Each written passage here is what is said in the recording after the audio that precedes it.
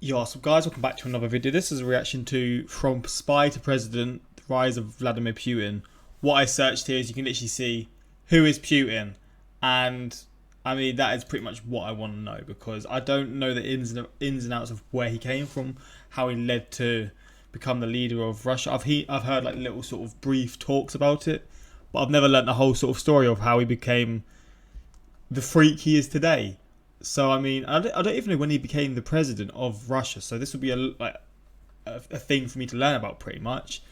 And obviously, with everything going on, I guess it makes a bit more topical sense to learn a bit more about the situation and all that kind of stuff, and about a bit more about him too. This video is probably a bit outdated. It's nearly 5 years old. 5 years old in like 20 days. So yeah, it's probably quite outdated. But this is the best, or this is the sort of one of the videos that I can see related to this topic. Before we get into this, I've recently made a gaming video. I've made a gaming channel. Links are all there if you're interested. I spent a long time on this, a good 4 or 5 days, just editing this video. And these videos are only going to get better. So if you want to just go check it out, give it a like, watch it through, even if you're not necessarily watching it, I would appreciate that. It's not needed though. It's just I'm mentioning it in videos recently, and it seemed to be getting a lot of people over there. So I just thought to mention it again. But also my links to my Instagram, my Twitter there for those who want to follow me, and for my Patreon if you want to see extra reactions of mine. But let's just jump into this and see what this video teaches me. Vladimir Putin has been ruling Russia since 1999. In that time, So it's 1999. It's quiet. Country into an authoritarian and militaristic society. He successfully invaded 2 of Russia's neighbors and strengthened ties with Syria And I mean, trying again. and Iran. He's intent on pushing back against the Western world order, and it appears to be working. Vladimir Putin, 17 years and the most powerful man in the world. To understand how one man could have such a powerful influence on this country, you need to go back to the chaos and corruption that gripped Russia after the fall of the Soviet Union. When the Berlin Wall fell, a 40-year-old Putin was working as an undercover spy in East Germany for the So I can't get over how he's 70 years old now. Soviet security agency, the KGB. The Soviet Union dissolved into 15 new countries, including the new Russian Federation. In Putin's eyes, Russia had just lost 2 million square miles of territory. He later called this a major geopolitical disaster of the century, lamenting that tens of millions of his co-patriots found himself outside Russian territory. The new government had to sell off nearly 45,000 public businesses, like energy, mining, and communication companies that had been run by the communist regime, and it was chaos. The Russian economy was in a free fall, and all of these companies ended up in the hands of a few extremely wealthy men. Roman Abramovich, who I do know, obviously. Other ones I don't really know of, but I do know about Abramovich, for sure. Known today as Russia's oligarchs. At the same time, the new Russian state was having a hard time establishing itself. Russia's first president, Boris Yeltsin, was wildly unpopular for cooperating with the West. And to make matters worse, he was an alcoholic, and many Russians thought he was an embarrassment. In order to stay in power, he leaned on the support of these oligarchs, surrendering an immense amount of political power to them. This graph shows how inequality actually worsened after the fall of the Soviet Union. This is where Vladimir Putin enters politics. He leaves the KGB in 1991 and becomes the deputy mayor of St. Petersburg. Putin uses his position to give special treatment to friends and allies in the private sector. He helps them structure monopolies and regulates their competitors, quickly becoming a favorite among the oligarchs. Before long, he's assembled a support network of oligarchs, crime bosses, and security officials, mostly fellow former KGB officers like he was. With their help, he rapidly ascends to the upper echelons of the new Russian state. In 1999, President Boris Yeltsin appoints Putin, still relatively unknown in national politics, to be the prime minister. A fierce nationalist, Putin feared Yeltsin was letting the US dominate Russia, and that NATO, the alliance that worked for decades to contain Soviet influence, would expand into the new liberated countries and surround Russia. Putin's goal then became to build a strong Russian state, one that would be both stable at home and capable of exercising more influence over its neighbors. And he quickly got his chance.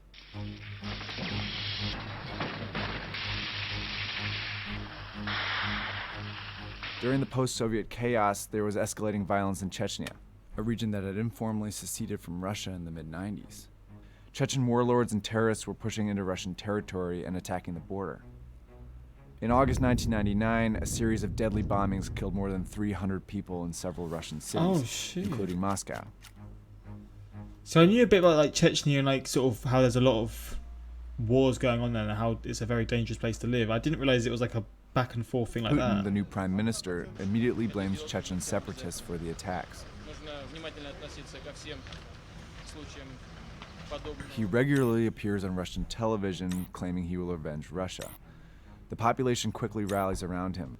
Putin's approval ratings jump from 2% before the bombings to 45% after the bombings. Journalists later uncovered evidence that suggests Russian security services could have been complicit in the Moscow bombings, perhaps knowing they would spark support for a strong man like Putin. But a closed-state investigation quickly quashed any dissenting theories. So Russia launches a popular and devastating war in Chechnya. The capital city of Grozny was leveled by Russian bombing, and some estimate close to 80,000 people died. And in less than a year, Russia successfully brings Chechnya back under its control. In December 1999, Yeltsin suddenly resigns, making Putin the interim president. In May, during the bloody campaign in Chechnya, Putin wins the presidential election. Wow, so he really this was all sort of not accidental, but it was sort of maybe wasn't supposed to happen at this specific time. Okay. Russian state to his vision. Patronage and corruption remain some of his key tools, but he quickly suppresses the oligarchs under his rule. Those that support Putin are rewarded, those that don't are eliminated. Well, once Russia's richest man, imprisoned Kremlin critic and former oil magnate Mikhail Khodorkovsky was sentenced to 14 years in jail, this on a new conviction of embezzling oil. This is effectively a vendetta from Vladimir Putin for Khodorkovsky getting involved in opposition politics. With the oligarchy tamed, Putin was now free to move his vision outside. He started quick. He did not wait about at all. Russia's borders. At the time, relations with the U.S. were fairly good. Putin even vacationed at George W. Bush's summer home. What the fuck? Man in the eye. I found it to be very straightforward and trustworthy. But things That's crazy, bro. He's been there since George Bush was there. Change. In August 2008, Russia invades Georgia, a former Soviet republic. It's a display of aggression and strength on behalf of pro-Russian separatists there. Russia quickly annexes two small parts of Georgia, drawing condemnation from all over the world. Interestingly, though, Putin was not president during the invasion. See, the Russian constitution says a president can only serve 2 consecutive terms, but sets no limit on the total number of terms one can serve.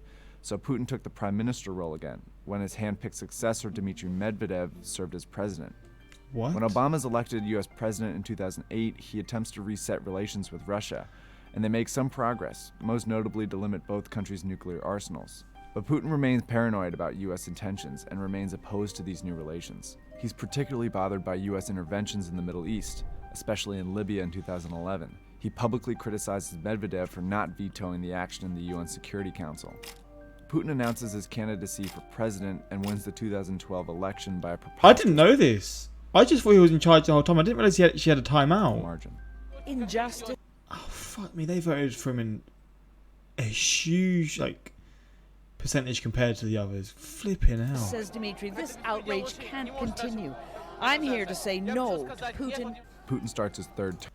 Or do you think it was rigged? I just sort of realizing, wait, it's Putin, isn't it? Vetoing the action in the UN Security Council. Putin announces his candidacy for president and wins the 2012 election by a preposterous margin. Injustice, says Dmitry, this outrage can't continue. I'm here to say no to Putin. Putin starts his third term once again amid chaos. He doubles down on his authoritarian governance style at home and his militaristic strategy abroad. But in both cases, he showcases a mastery of information. Since he first took office in 2000, Putin has kept a tight leash on Russian television. Essentially all news outlets are state-owned propaganda machines. His regime decides which stories air and how, always depicting him as the strong Russian leader.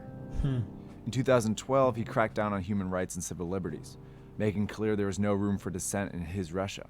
Using state television, for example, he administered a blistering campaign against a feminist and gay rights music group, Pussy Riot. The latest and the loudest such performance was the so-called punk prayer at the Christ the Savior Cathedral, where they were yelling things which were rather profane to be yelled in church. Of course, 3 members of punk group Pussy Riot were convicted and sentenced to 2 years in prison. Putin has also bolstered his aggressive foreign strategy. He's used traditional military methods, like sending weapons and fighter planes to help dictator Bashar al-Assad fight a bloody civil war in Syria. But Putin's regime has also developed and fostered the most effective cyber army in the world, and he's used it to wreak havoc in the West. These hackers have stolen classified US information, hacked politicians' email accounts, even shut down Georgia's internet while Russian troops invaded. And of course, they tried to sabotage Hillary Clinton's presidential campaign in 2016. Russian hackers have also launched propaganda campaigns in support of right-wing candidates in Europe. With this, Putin hopes to exploit and deepen the political divide in Western democracies. In 2014, the Putin vision culminated in the targeting of Ukraine, another former Soviet country. Ukraine's president was opening up to the West, and Putin feared he would join NATO. So Russian hackers launched a propaganda campaign against him, stoking protests in the pro-Russia eastern part of the country. He then sent in disguised Russian troops, and before long, violence erupts. In goes the Russian military, and in early 2014, Putin annexes Crimea. He continues to support the fighting in Ukraine, and as of 2017, over 9,000 people have died. The world erupts in protests, but Putin doesn't give in.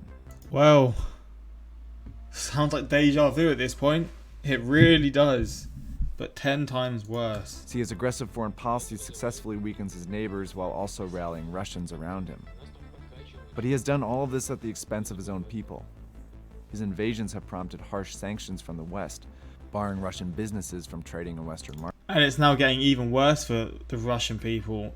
Some of them, the innocent people, as I say some of them, the majority of them, the innocent people who shouldn't be the ones getting the, feeling the effects of what Putin is doing. Because at the end of the day, it's him who should be feeling the effects, but it's going to be the regular person, right? So markets. Russian currency has plummeted in value, and the energy industry that Russia relies on, and it's even lower now.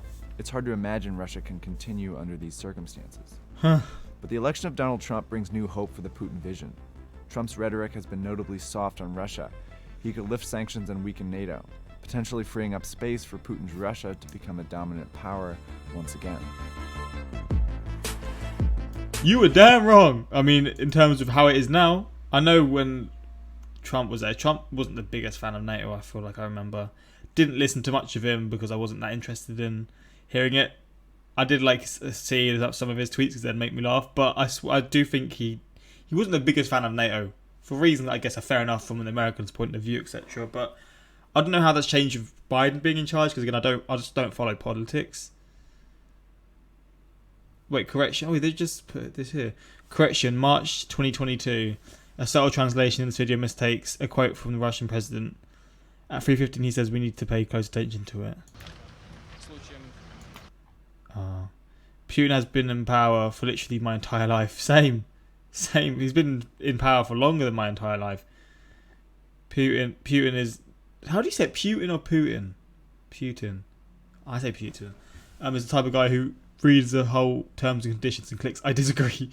When Putin gets off the bus, he is thanked by the bus driver. This documentary aged really well. Putin is a badass that he forces the West to write epic memes about him. You can only be a president for 8 years, Putin. Turn that 8 sideways. Infinite. I bet this video is recommended to more people now that Russia sent it. Yeah, that's probably why it popped up for me. But hopefully you enjoyed this one. Again, it's not necessarily an enjoyable one, but still interesting to see, right? And I mean, if you want more of these reactions, let me know in the comments. But yeah, until next time, subscribe.